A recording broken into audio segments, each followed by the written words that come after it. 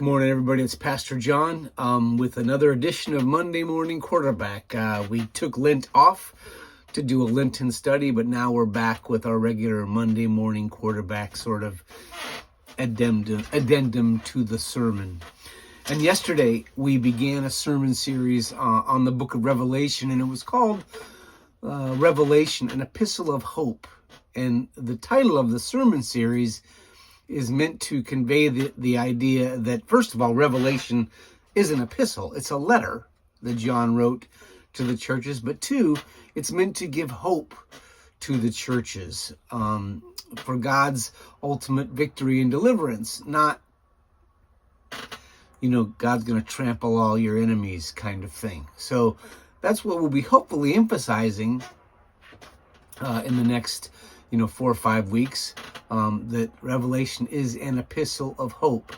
But I wanted to start because this week we talked about how in chapter 5 of Revelation, as John's vision is now, moving, really into the heavenly sphere, and they tell him, you're about to see the Lion of the tribe of Judah. That's who can open the scrolls that reveal God's plan. But then John turns, and the lion is not a lion at all, but it's a lamb. And John says a lamb as one who has been slaughtered. And so, the imagery changes dramatically. Now, what a lot of, kind of left behind folks have tried to do over the years is tried to justify that because they like the lion image. They like the idea of God returning, of Jesus returning and tearing apart the enemies of Christ, et cetera, et cetera, et cetera. And the enemies of Christ just so happen to be the people that the left behind people think are the enemies of Christ. So it all works out quite nicely for them. But that's not what it says. It says when he thought he was going to see a lion, he ended up seeing a lamb. And that's an important thing to remember. Because as I've been saying during the season of Lent, Christ's power is in his love. And love is the only power that is eternal. And so if we lose that reality at the beginning of our study of Revelation, then we might as well not study it at all.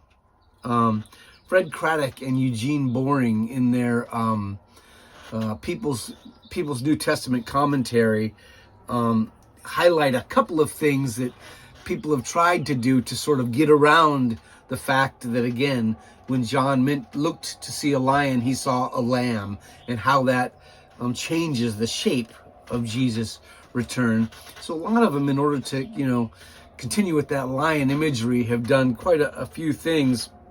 One of them is they said, no, that meant he was first a lamb when he came the first time, but when he comes back, he'll be a lion. So he left as a lamb and returned as a lion. That was actually, there was a movie back in the 90s, I think, called The Seventh Sign. Demi Moore played a pregnant mom who was about to have a child in the midst of the second coming of Christ, apparently. And she has a conversation with the Jürgen Prochnow, who's playing the Christ figure, and he says to her, I left as a lamb and I returned as a lion, as if to say God's pissed off and we're gonna, kick butt and take names, and it's like, okay, that's just not consistent with the God of the Bible at all, but sure, if that's how you want to believe.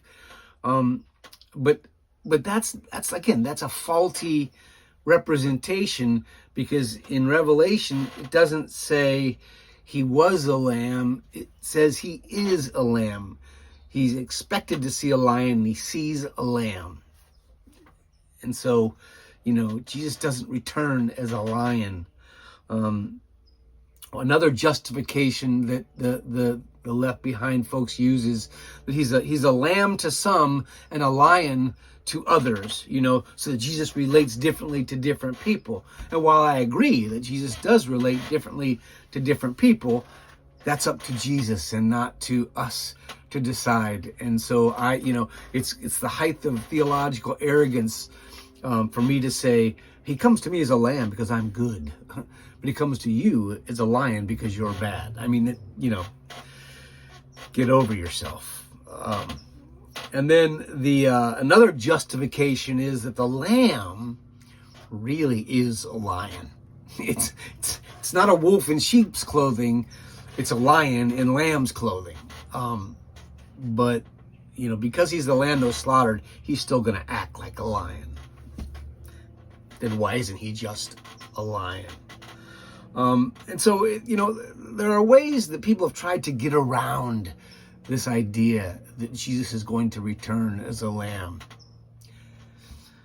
But I think that they've been feeble, and the attempts have said really more about the people trying to pass that off as real theology than they do about God himself. God is a God of grace, God of love, a God of embrace.